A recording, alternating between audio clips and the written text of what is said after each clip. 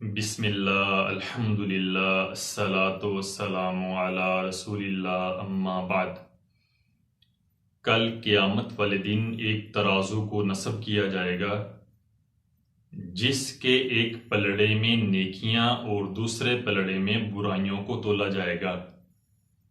جس آدمی کی نیکیوں والا پلڑا بھاری ہوگا وہ آدمی کامیاب اور جنت میں داخل کر دیا جائے گا، اور جس آدمی کے گناہوں والا پلڑا بھاری ہوگا وہ آدمی ناکام ہو جائے گا۔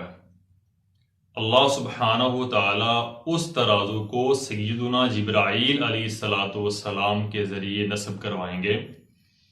وہ ترازو کتنا بڑا ہوگا؟ مسند احمد کی حدیث نمبر 7101 میں ہے، سیدنا عبداللہ بن عمر رضی اللہ تعالیٰ عنہ حدیث کے راوی ہیں، بیان کرتے ہیں کہ رسول اللہ صلی اللہ علیہ وسلم نے فرمایا، ان السماوات والارض وما فیہما لو وزیت فی کفۃ المیزان۔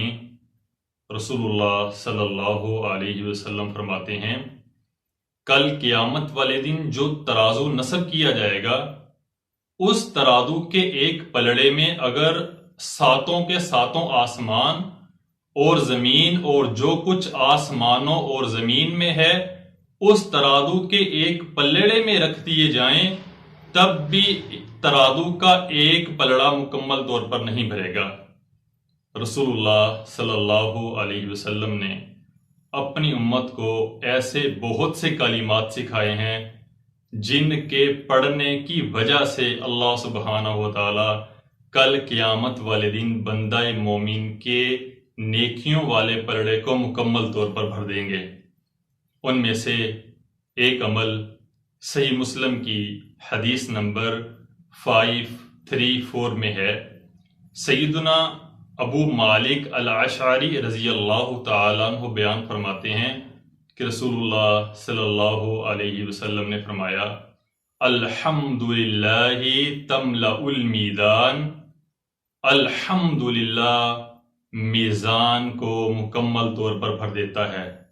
یعنی جو آدمی الحمدللہ پڑھتا ہے، ہر حالت میں خوشی ہے، غمی ہے، مصیبت ہے، پریشانی ہے، ہر حالت میں الحمدللہ الحمدللہ الحمدللہ، یا اللہ تیرے لیے ہی تمام تعریفیں ہیں، یا اللہ تیرے لیے ہی تمام تعریفیں ہیں، اس کی زبان پر ہمیشہ الحمدللہ کے کلمات جاری ہوتے ہیں۔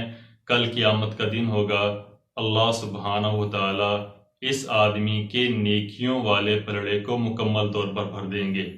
اللہ تعالیٰ سے دعا ہے اللہ تعالیٰ ہمیں بھی ہر حالت میں الحمدللہ اللہ تعالیٰ کا شکر اور اللہ تعالیٰ کی تعریف کرنے کی توفیق عطا فرمائے۔